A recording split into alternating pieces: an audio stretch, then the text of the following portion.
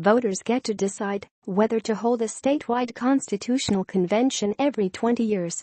The question will be on the back of your ballot tomorrow. It asks, shall there be a convention to revise the Constitution and amend the same?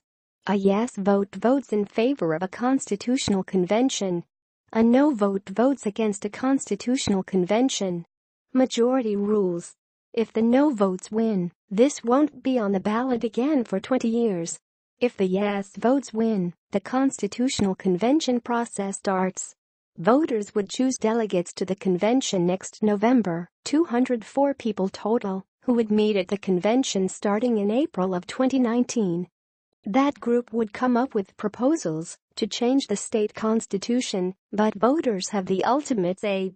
You'd get to decide in the 2019 general election whether to approve the proposals from the Constitutional Convention. Here are the basic arguments those on both sides of this debate are making.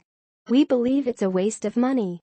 We already have a process to change the Constitution, and if you look at Proposition 2, we're literally voting to change the Constitution, so we don't really need a constitutional convention or the expenses that come with it, says Mike Dealey with NYSET.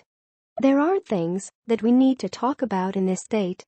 We need to have a conversation about our government, and not just a conversation that's aimed at complaining about the way things are, but a conversation that's aimed at figuring out how we can improve things, and a convention will do that, says James Gardner, University at Buffalo law professor.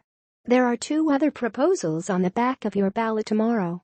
Proposal 2 asks if you want to allow a court to reduce or revoke the public pension of a public officer who is convicted of a felony related to their office. It would take effect in January if it passes. And Proposal 3 asks voters whether a forest preserve land bank should be created to allow municipalities to make infrastructure improvements on protected land.